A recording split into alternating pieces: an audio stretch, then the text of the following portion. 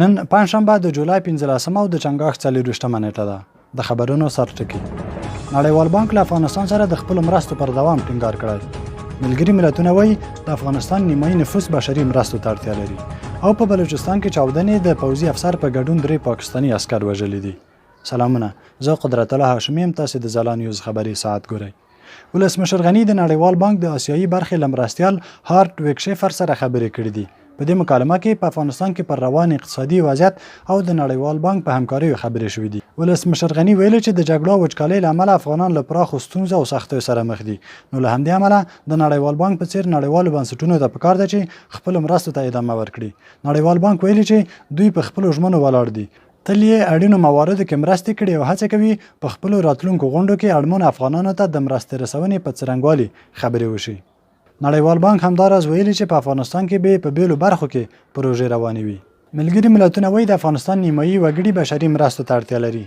د افغانستان لپاره د بشري مرستو د همغږي کوونکي مؤسسې مشر رامز الاکبروف وایي په افغانستان کې بشري وضعیت په نړیواله کچه خراب دی. د ده په خبره دمګړی د افغانستان شاوخوا 13 میلیونه وګړي چې د دې هیواد د نفوس نیمایي برخه کېږي بشري مرستو ته اړتیا لري. د ده په خبره شاوخوا 10 میلیونه وګړي دمګړی له لوږې سره مخ دي او د دې هیواد نیمایي هغه ماشومان چې عمرونه له 15 کلونو کم دي سخت لوږه تیروي. هغه زیاته کړې چې دوی د بشري مرستو لپاره له ملګرو ملتونو 1 میلیارډ او 300 میلیونه ډالر مرسته غوښتي چې لای 40 سلنه برخه تامین شوې ده. تر دې وړاندې هم د ملګرو ملتونو بیلو بنسټونو په افغانستان کې د روان بشري وضعیت په اړه اندېښنه ښودلې ده. او په بلوچستان کې د پاکستاني پوځ پر موټر چاودنې د یو افسر په ګډون 3 عسكر وژلي دي. د پاکستاني پوځ د خبرپاڼې له مخې دا پیښه د بلوچستان په ساحلي سیمه پسنی کې هغه وخت رامنځته شوه چې د پوځیانو موټر له سیمې څخه په ګازمه د تیرېدو په حال کې وو.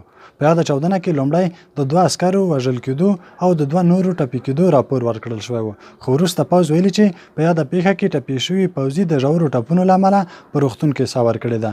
د چاودنې پړه تر اوسه کومې ډلې په غاړه نه ده اخیستې، خو پوځ ویلي چې د دې پیښې تر شا د دښمن استخباراتي کړیو لاس دی.